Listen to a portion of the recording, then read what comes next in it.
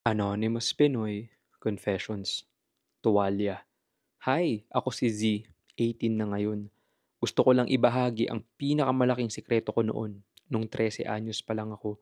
Parang kahapon lang, pero hanggang ngayon, may hapdi pa rin sa dibdib ko tuwing naaalala ko. Nagsimula ito nang maging sobrang lapit ko sa kuya ko. Wala kasi kaming ama, kaya siya ang naging tatay ko. Alaga, disiplina, katatawanan, lahat. Kaya siguro ganun na lang ako kalambing sa kanya.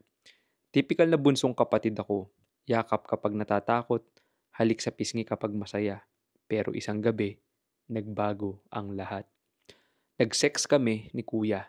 Alam kong mali, sobrang mali. Pero na-enjoy ko. Parang may init na hindi ko maipaliwanag. Naulit ng naulit. Gabi-gabi pumapasok siya sa kwarto ko.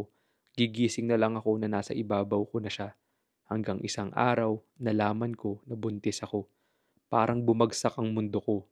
Galit ako sa kanya. Sobrang galit. Bakit hindi ka nag-ingat? Sigaw ko sa isip ko. Pero wala na akong magawa. Ang mas masakit, may girlfriend siya. Parang sinaksak ako sa likod. Humingi ako ng tulong. Kuya, tulungan mo ako. Nag-aaral pa ako. Hindi ko kaya to mag-isa. Sabi niya, siya na ang bahala. Isang araw, dumating siya na may dalang mga gamot pampalaglag. Nanginginig ang kamay ko habang binabasa yung label ng gamot. Natakot ako. Sobrang takot. Pero mas takot ako na malaman ni nanay, kaya ininom ko.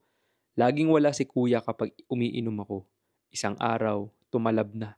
Ako at si nanay lang sa bahay. Wala siyang kaalam-alam na ang bunsong anak niya ay nasa banyo, nanganganak ng patay na sanggol. Sobrang sakit, parang pinipiga ang katawan ko. Umiiyak ako ng tahimik, kagat ang labi para walang ingay. Tiniis ko lahat. Nang mailabas ko na, tinignan ko siya. Maliit, walang buhay. May luha sa mata ko habang binabalot ko siya sa tuwalya. Pasensya ka na, bulong ko. Pasensya na, anak. Hindi ko alam kung paano ko siya ilalabas. Nasa labas lang ng banyo si nanay. Nagluluto ng almusal. Amoy pandesal at itlog. Normal na umaga. Pero ako, nasa impyerno. Nakita ko ang maliit na upuan na ginagamit ni nanay sa paglalaba. Doon ko siya inilagay. Tinakpan ko ng isa pang tuwalya.